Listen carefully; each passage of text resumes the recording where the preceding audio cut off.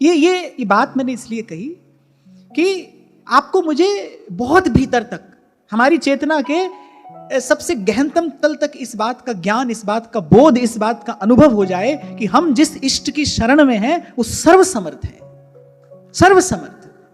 जैसे गाती है मीरा आनंद में भरकर, अरे किसके भरोसे पी गई जहर का प्याला, किसके किसके किसके भरोसे दौड़ कर गई और भूखे नाहर को पूजने लगी, किसका बल था, किसका भरोसा था? मीरा के प्रभु समर्थ स्वामी, बेड़ा पार लगा जो जी, सांवरा हरि प्रीत निभा जो जी। मेरा तो आरंभ ही भक्त चरित्र के कीर्तन से हुआ और आज भी एक प्रकार से हम वही कर रहे हैं। पर सब भक्तों के चरित्र में दो चरित्र मेरी आत्मा के सबसे अधिक निकट हैं, मीरा जी का चरित्र और द्रौपदी जी का चरित्र। जब मैं मीरा जी की निर्भयता देखता हूं तो मुझे लगता है ये होती है इष्ट की प्रतीति। भावे कोई निंदो भावे कोई बंदो, गुण गोविंद जी रागा श्याम। भावे कोई निंदो भावे कोई नंदो, गुण गोविंद जी रागा श्याम। जी मार्ग सब संत गया छे, जी मार्ग सब संत गया छे, वी मार्ग में जा श्याम मीरो रंग लाग्यो हरि जी सू। अब ना रहूंगी मैं अटकी, मेरो मन लाग्यो हरि जी सू। अब ना रहूंगी मैं अटकी। चलो गाओ। गिरधर धनी धनी मेरे गिरधर, मात पिता सुत भाई। गिरधर धनी धनी मेरे गिरधर, मात पिता सुत भाई। गिरधर धनी धनी मेरे गिरधर, मात पिता सुत भाई। गिरधर धनी धनी मेरे गिरधर, मात पिता सुत भाई। थे था के मैं माँ के होरण जी, था के मैं माँ के होरण जी। थे था के मैं माँ के होरण जी, था के मैं माँ के होरण जी। यूं कह मीरा बाई मेरो मन लाग्यो हरि जी सू। अब ना रहूंगी मैं अटकी, मेरो मन लाग्यो हरि जी सू। अब ना रहूंगी मैं अटकी।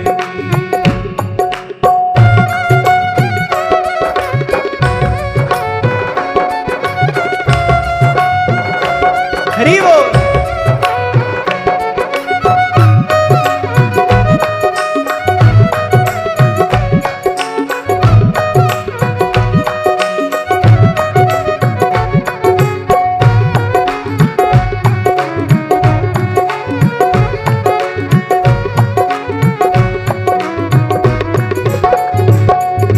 भाग खुला मारा साध संगत सो, सावरिया के बट की। भाग खुला मारा साध संगत सो, सावरिया के बट के। भाग खुला मारा साध संगत सो, सावरिया के बट की। भाग खुला मारा साध संगत सो, सावरिया के बट की। मीरा के प्रभु गिरधर नागर, मीरा के प्रभु गिरधर नागर। मीरा के प्रभु गिरधर नागर, मीरा के प्रभु गिरधर नागर। जन्म मरण सो छुटगी मेरो मन लाग्यो हरि जी सू। अब ना रहूंगी मैं अटकी, मेरो मन लाग्यो हरि जी सू। अब ना रहूंगी मैं अटकी, मेरो मन लाग्यो हरि जी सू। अब ना रहूंगी मैं अटकी, मेरो मन लाग्यो हरि जी सू। अब ना रहूंगी मैं अटकी। मीरा के प्रभु गिरधर नागर, मीरा के प्रभु गिरधर नागर। मीरा के प्रभु गिरधर नागर, मीरा के प्रभु गिरधर नागर। जन्म मरण सो छुटगी मेरो मन लाग्यो हरि जी सू। अब ना रहूंगी मैं अटकी, मेरो मन लाग्यो हरि जी सू। अब ना रहूंगी मैं अटकी,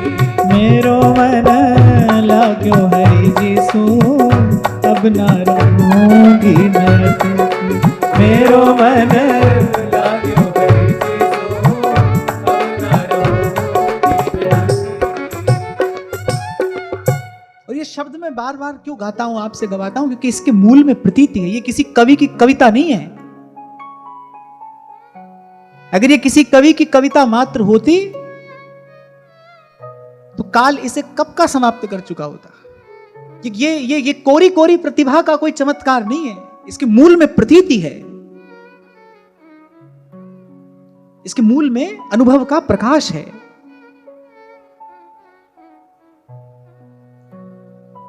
जैसे वेद के मंत्रों में सिद्धि है, वेदोक्त मंत्र का अगर कोई अनुष्ठान करेगा तो उसको सिद्धि प्राप्त होगी। वेदोक्त मंत्र के अनुष्ठान से जैसे सिद्धि प्राप्त होती है, ऐसे संतों के शब्दों से अंतःकरण की शुद्धि प्राप्त होती है। इसीलिए मैं गाता हूं, बार बार आपसे गवाता हूं। इसके मूल में अनुभव का प्रकाश है। कई 100 साल हुए मीरा को, सूरदास को, जिन रसिकों की वाणियां हम गाते हैं, इनको आप देखना समय बीतता जाएगा, समय बीतता जाएगा, लेकिन इनका आनंद, इनका प्रकाश अक्षुण्ण रहेगा, ज्यों का त्यों। जब कोई गाएगा तब उसे उसी आनंद की अनुभूति होगी। आप सबके भाव में पढ़ लेता हूं ना, मैं देख लेता हूं, आप सबका दर्शन हो रहा है मुझे यहां से। ये जो भाव आपके हृदय में संचरित होता है, ये मेरा स्वर नहीं है, ये इन शब्दों की चेतना है, इन शब्दों की ऊर्जा है। इसे कहते हैं प्रतीति। जान लिया, मीरा ने जान लिया कि मेरा स्वामी सर्व समर्थ है। गुरु साहब कहते हैं अपनी वाणी में, वो जिसदा साहेब डाढ़ा होए, इसको मार ना साके को। और जब तक ये प्रतीति नहीं होगी, जैसे मैंने कहा, सुख सुख कहने से सुख नहीं मिलता, धर्मानुकूल आचरण करने से सुख मिलता है। ऐसे प्रेम प्रेम कहने से प्रेम नहीं होगा। प्रेम प्रेम सब कोई कहे, फिर प्रेम ना चिन्ह है कोई। उसके लिए जी मार्ग सब संत गया छे, वी मार्ग में जा से।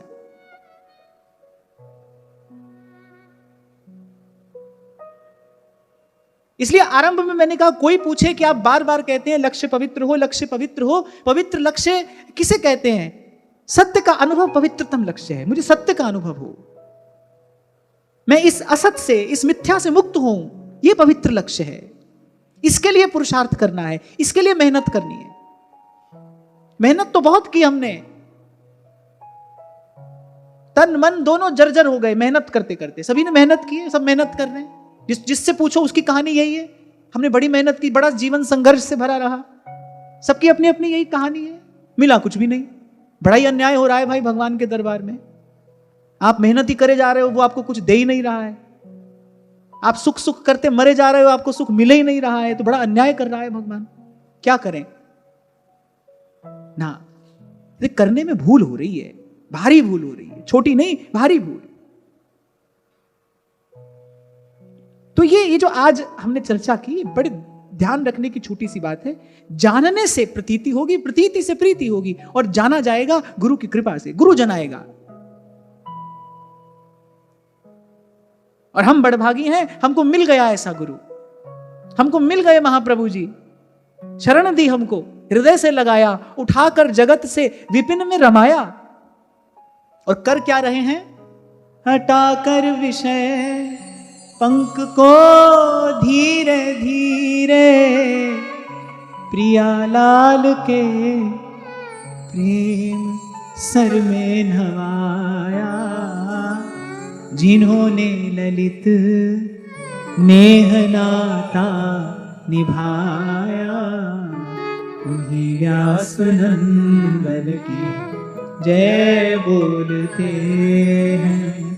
जिन्होंने हमें प्यार करना सिखाया, उन्हीं व्यास नंदन की जय बोलते हैं। तो परीक्षित जहां जाते, सबके मुख से श्री कृष्ण का ही यश श्रवण करते। और जब कोई उनको यह बताता ना, अब श्री कृष्ण का प्रभाव तो वो जानते हैं, उन्होंने गर्भ में श्री कृष्ण के प्रभाव का दर्शन कर लिया है। लेकिन जब संतों के मुख से भगवान की कथा सुनते ना, तो भगवान के स्वभाव का अनुभव होता। फिर श्री कृष्ण के चरणों में प्रेम का, अनुराग का वो भाव और गाढ़ा हो जाता, प्रीति और गाढ़ी हो जाती। अभी शायद 2 दिन पहले हमने चर्चा की ना, गाढ़ी प्रीति, गाढ़ा स्मरण। किसको कहते हैं गाढ़ा स्मरण? जो व्यवहार में भी बाधित ना हो। कब जानना चाहिए कि भगवत स्मरण गाढ़ा हो गया है? जो व्यवहार में भी बाधित ना हो, माने व्यवहार जिसको बाधित ना कर सके, व्यवहार जिसको प्रभावित ना कर सके। संसार में आने वाली अनुकूलता, प्रतिकूलता, सुख दुख, शुभ अशुभ, मान अपमान, ये सब आपके भजन को प्रभावित ना कर सके, उसे कहते हैं गाढ़ा स्मरण। छोटा सा उदाहरण दिया था मैंने आपको, गगरी में जल होगा, आप दौड़कर जाओगे, आप आराम आराम से चल रहे हो, संभाल कर चल रहे हो तो ठीक है, लेकिन जैसे ही दौड़ने लगोगे वो जल छलकने लगेगा। लेकिन अगर गगरी में दही है तो नहीं छलकेगी। क्यों? क्योंकि गाढ़ी है, उसमें गंभीरता है। तेज गति से चलना माने व्यवहार में उतर गए, भाई सब कार्य करना पड़ रहा है, 10 तरीके की बात सुननी पड़ रही है, 10 तरीके की बात बोलनी पड़ रही है, व्यवहार में तो यही सब होता है। लेकिन व्यवहार में भी जब वो भगवत स्मरण बाधित नहीं हो रहा है, माने स्मृति गाढ़ी हो गई, ऐसे जैसे सुनते भगवान की कथा तो वो भगवान का प्रेम तो मन में है, सुनते सुनते वो प्रीति और गाढ़ी हो जाती है, वो भाव और प्रगाढ़ हो जाता। ये जो नित्य का ये जो कथन श्रवण है ना, इसीलिए है हमारा स्मरण गाढ़ा हो, हमारी प्रीति गाढ़ी हो जाए। अभी बीच बीच में भूल जाते हैं ना भगवान, भूल जाते हैं ना? नहीं, अभी बीच बीच में भूल नहीं जाते, अभी तो बीच बीच में याद आते हैं भगवान। देख रहा था आप क्या कहते हो, अभी भगवान बीच बीच में भूल नहीं जाते, अभी तो भगवान बीच बीच में याद आते हैं। अभी तो मनस्थिति यही है, अभी तो याद आ जाते हैं भगवान कभी कभी। ये उसके लिए जो कभी बीच बीच में भूल जाए, वो उससे कैसे मुक्त हो? फिर उसका भी मार्ग यही है, उसका भी उपाय यही है। हरि का गुण कहे और हरि का गुण सुने, सुनते कहते स्मृति गाढ़ी होती है।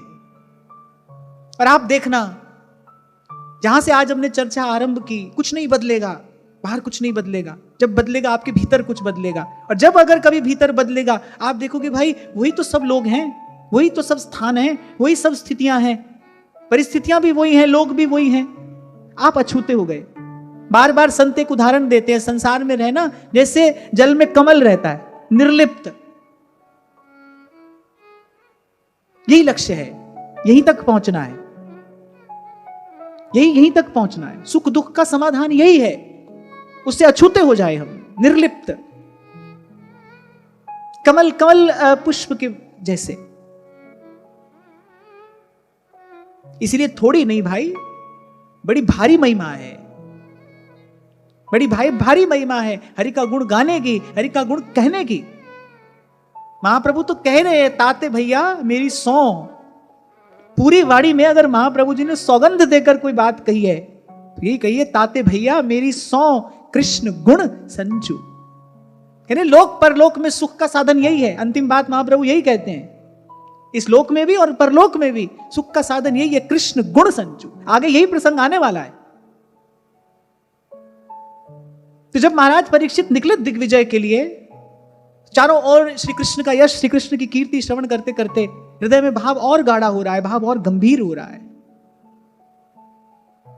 एक स्थान पर बड़ा विचित्र दृश्य उन्होंने देखा।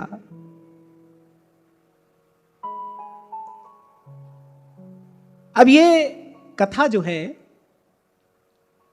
कौन सुना रहा है?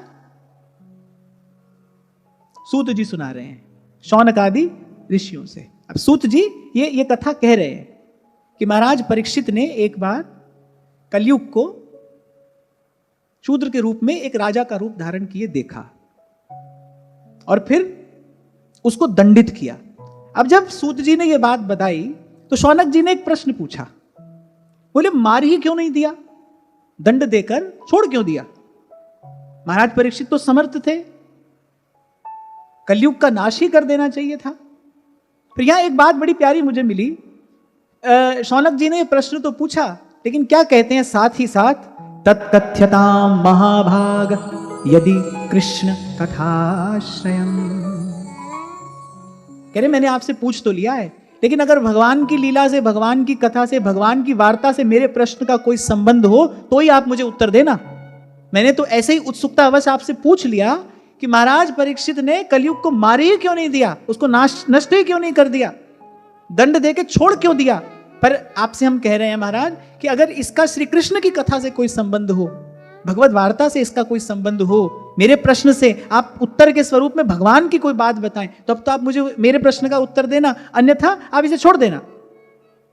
अथवा पदाम्बोज मकरंदलिहां सता किमन्यैरसदालापैरायुषो यदसद्गयः। और या फिर भगवान के भक्त से इसका कोई संबंध हो, क्योंकि भजमें को दोई सुघर कह हरि दास। भगवान से या भगवान के भक्त से मेरे प्रश्न का कोई संबंध हो तो आप इसका उत्तर देना। कह रहे अन्यथा व्यर्थ की बात का क्या परिणाम होता है, केवल आयु नष्ट होती है। आयु अर्थात समय। व्यर्थ की चर्चा से क्या होता है, समय नष्ट होता है। मैं तो आपको अपने एक छोटे से अनुभव से ये बात कह रहा हूं। मुझे ऐसा लगता है कि देखने का भी प्रभाव इतना नहीं होता जितना सुनने का प्रभाव होता है। मेरे जीवन का छोटा सा अनुभव तो ये कहता है सबसे अधिक शक्ति जो है ना वो शब्द में है। इसको मैं आपको छोटा सा उदाहरण देकर प्रमाणित करने की चेष्टा करता हूं। आप किसी को देख रहे हैं, लेकिन कभी कभी ऐसा होता है ना, उसकी बात सुनते सुनते आपका मन कहीं और चला जाता है। आप भले उसके सामने बैठे हैं, लेकिन आपका ध्यान उसकी ओर नहीं है, आपका ध्यान उसकी कई बात के साथ साथ कहीं और चला जाता है। इसका अर्थ कि दृश्य से अधिक शक्ति जो है शब्द में है। क्यों श्रवण को पहली भक्ति बताया? क्यों भगवान कहते मैं सबसे पहले कान से हृदय में जाता हूं? सुनना जो है ना उसका बड़ा गहरा प्रभाव होता है, गंभीर प्रभाव होता है। इसलिए संत कहते हैं, हमारे गिरिराज जी वाले बाबा तो कहते ही थे, राधे स्मरणीय पंडित श्री गया प्रसाद जी महाराज कहते काउ दिना भजन को मन ना होए, तो बोले खाए ले पी ले सोए जा। बोले संसार की वार्ता ना करे, विषय की वार्ता ना करे, कान से संसार को भीतर मत लेकर जाइए, व्यर्थ की चर्चा मत करिए। पूर्व भी कभी मैंने आपको कहा था, जो साधक है उसके जीवन में कोई और व्रत हो न हो, पर उसके जीवन में एक व्रत जरूर होना चाहिए। भाई समय व्यर्थ नहीं करेंगे, ये एक व्रत होना चाहिए साधक का, ये जीवन व्रत हो। जब तक जीवन हो तब तक इस बात का संकल्प रहे, पवित्र संकल्प, भाई समय व्यर्थ नहीं जाने देंगे।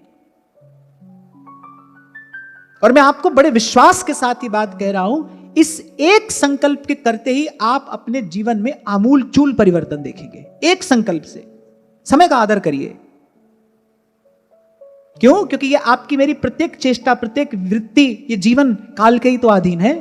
काल ही तो चला रहा है सबको, उस काल का आदर करिए, समय व्यर्थ ना जाने पाए।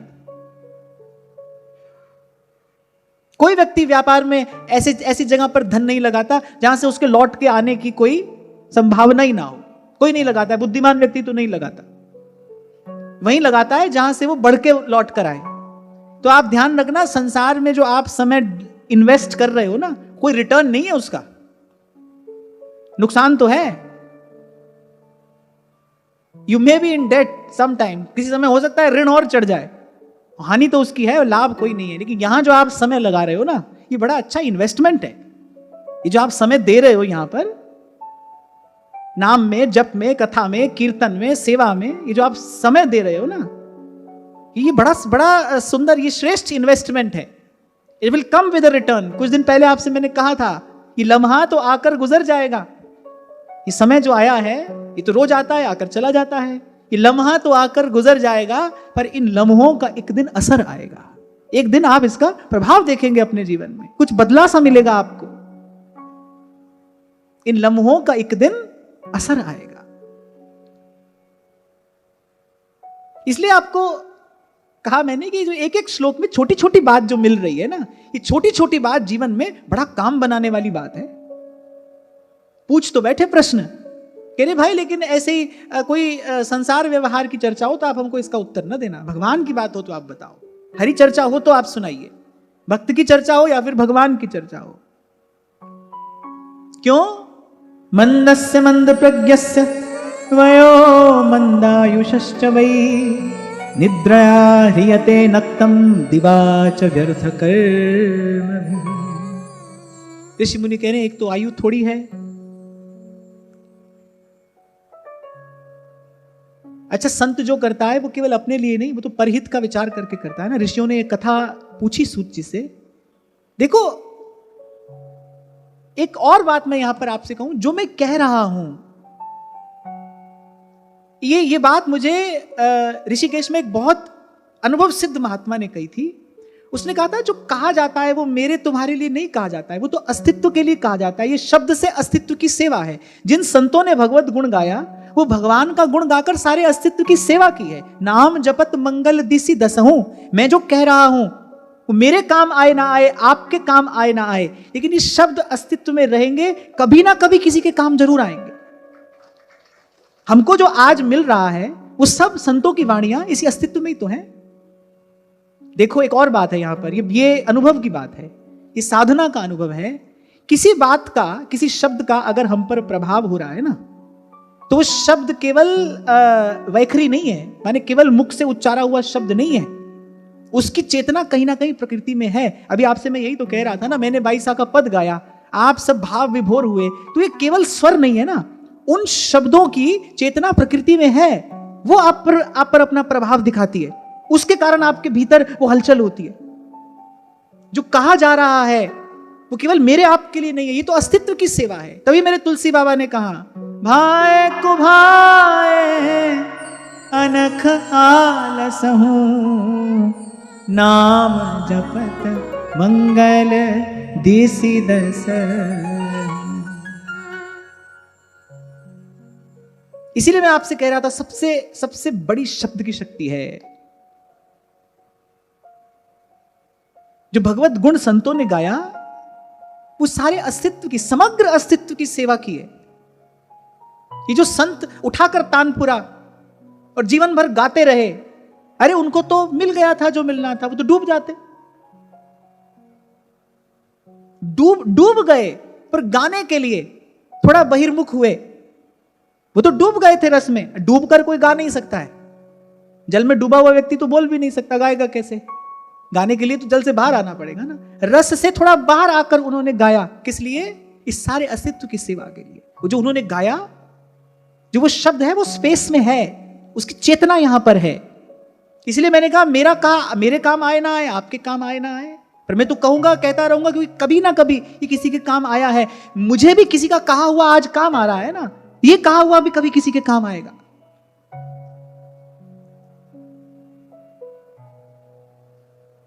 यही अनुभव साधना कराती है। साधन की कृपा से यही सूक्ष्म अनुभव होता है। तो ऋषि मुनियों ने जो पूछा है ना, वो केवल अपने लिए नहीं पूछा, वो ये जानते हैं कि ये शब्द रहेंगे सदा। ऋषियों को आपका मेरा भी विचार है, आपकी मेरी भी चिंता है। जब कलयुग आ जाएगा तब कहा मंदस्य मंद प्रज्ञस्य, मैंने एक तो कलयुग के मनुष्य की आयु थोड़ी होगी, फिर उसकी बुद्धि और कम होगी। वयो मंदायुषश्च वै, आयु थोड़ी बुद्धि कम। निद्रया ह्रियते नक्तम, बोले रात नींद में खो जाएगी। दिवाच व्यर्थ कर्म भी, और बोले दिन व्यर्थ के काम में चला जाएगा। गाया कबीर ने, रैन गवाई सोए के, दिवस गवाया खाए, हीरे जैसा जन्म है, कौड़ी बदले जा।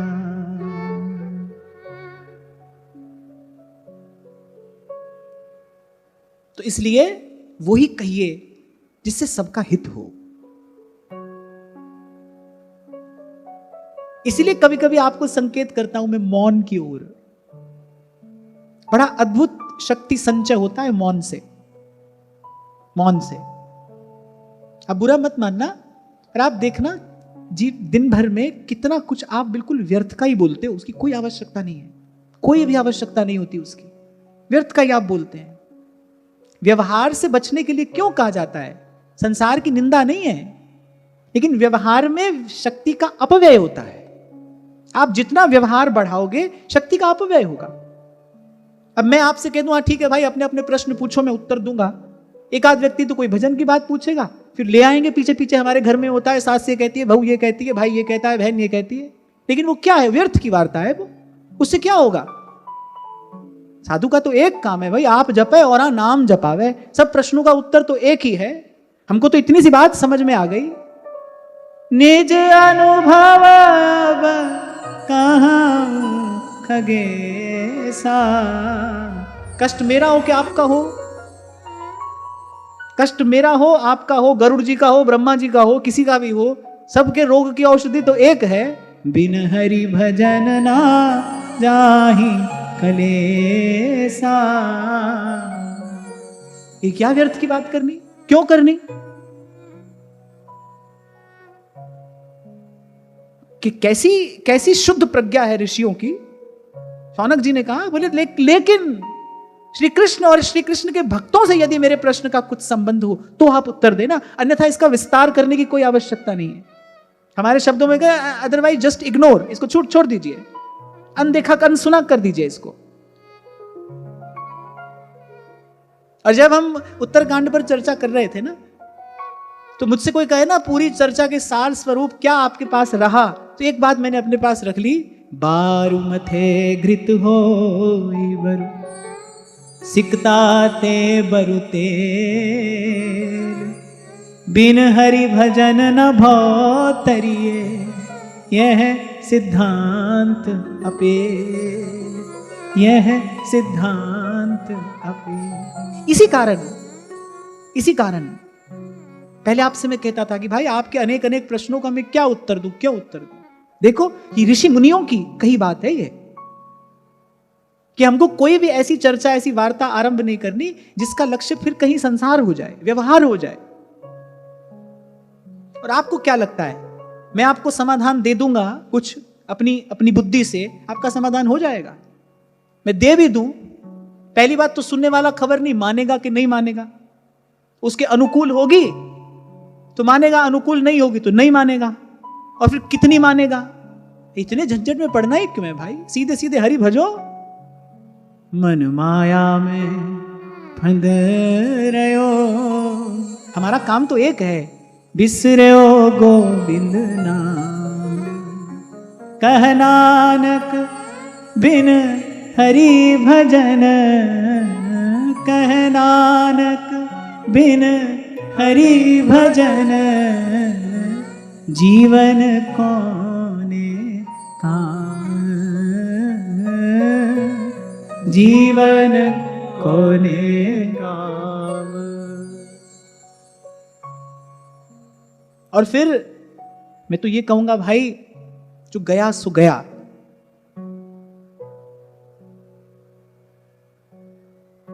भजन करने की सबसे शुभ घड़ी तो आज अब है ना, यहां से इसको संभाला जाए।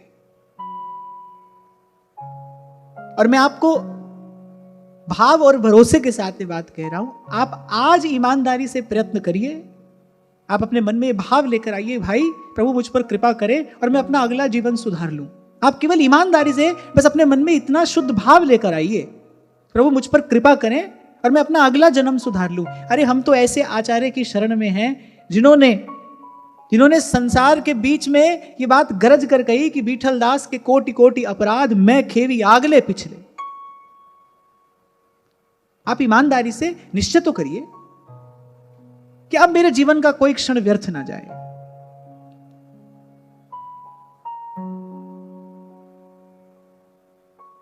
तब सूत जी मुस्कुराए, शौनक जी की प्रज्ञा को उन्होंने मनी मन प्रणाम किया।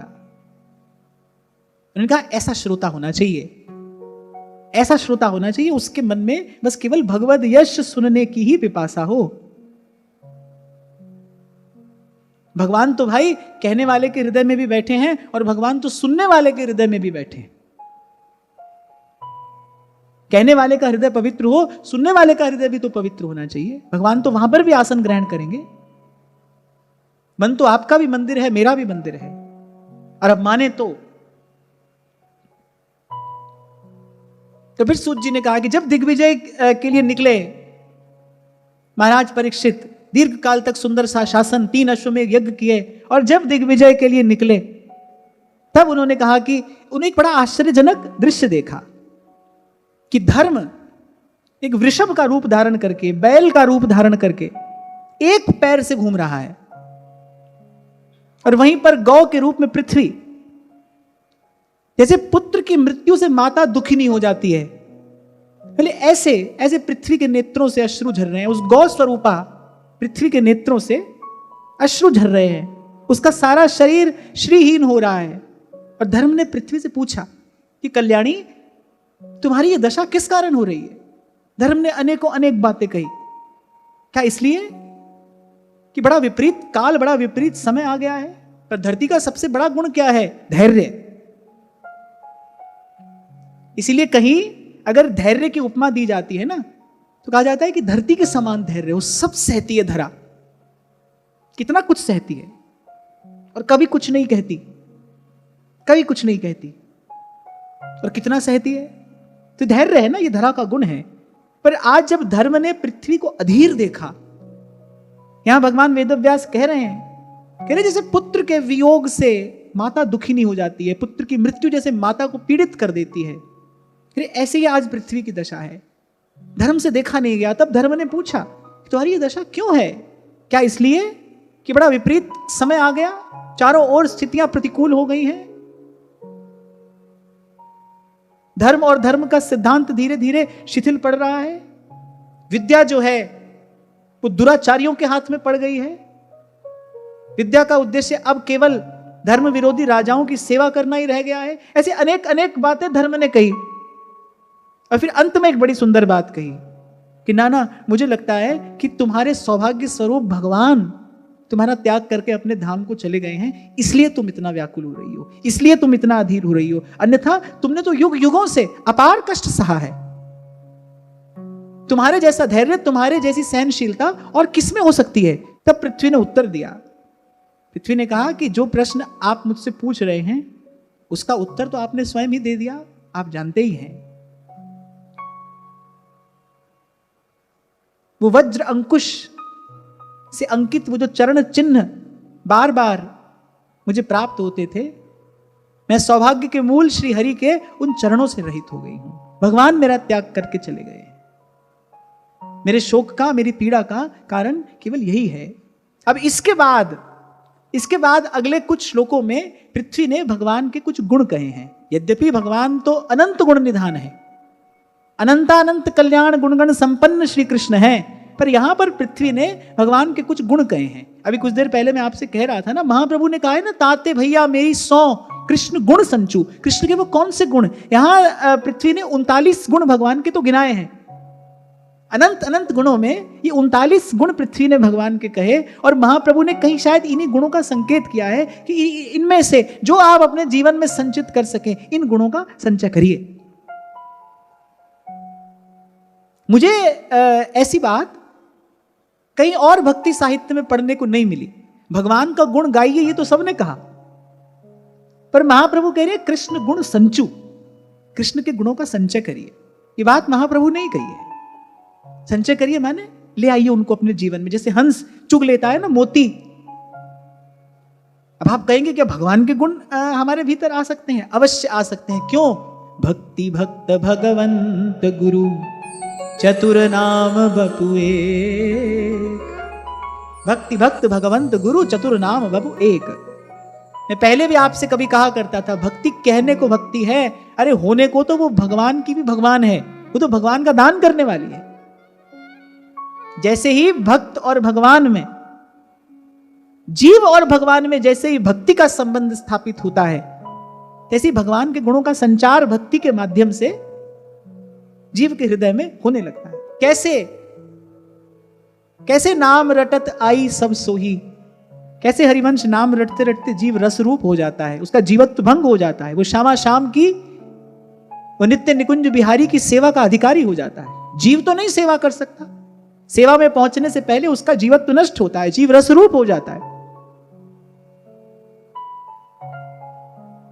तो ये कुछ दिव्य गुण, और मुझे लगता है कि ये गुण इसीलिए कहे गए हैं, अन्यथा केवल इतना ही कह दिया जाता। भगवान के कुछ विशेष गुण कहने का कुछ विशेष तात्पर्य है, इतना भी कहा जा सकता था कि अनंत अनंत गुणों से संपन्न भगवान। पर पृथ्वी ने कुछ गुण कहे, कहने का कुछ प्रयोजन है कि इन गुणों का संचय अपने जीवन में किया जा सकता है। तभी आचार्य चरण इसकी आज्ञा कर रहे हैं, मेरी 100 कृष्ण गुण संचू। इन गुणों का संचय कर सकते हैं आप और मैं अपने जीवन में। तो इनकी चर्चा तो कल करेंगे। आज की वार्ता यहीं श्री जी के चरणों में निवेदन करते हैं। महाराज श्री के चरणों में प्रणाम। आप सबके हृदयस्थ हित प्रभु को नमन।